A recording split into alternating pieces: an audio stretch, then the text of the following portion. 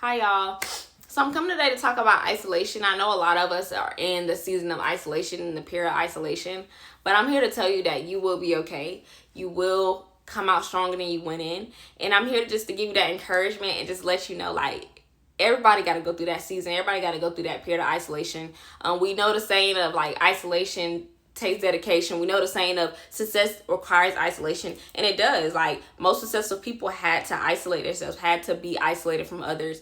And so don't think that you're isolating is in vain. Don't look at it in a way of like, oh my, like I can't talk to nobody, I can't do this, I can't do that. Like, don't look at it in a bad way. Like, look at it as preparation. And if you struggle with isolation, just pray about it. Like, if you're struggling with staying to yourself or being by yourself, just pray about it. The Lord will be there for you to comfort you. And that is a fact, During isolation, you should be consecrating in the Lord. And I mean consecration as in like being at his feet, praying, praising, being in your word, spreading the gospel, like doing things that you probably wouldn't have had done if you was not in isolation.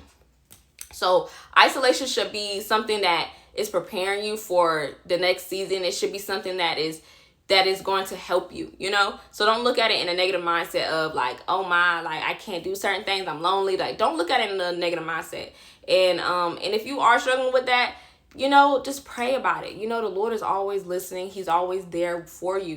He's always there. And a lot of us are going through isolation. Like, hey, I'm in my isolation season, and I've had multiple seasons of isolation. So like, just be grateful, like, that you are being able to be to yourself, because when you're to yourself, you can think clearer. You're not distracted. You're not distracted from the Lord. So just look at it in a good way of like isolation.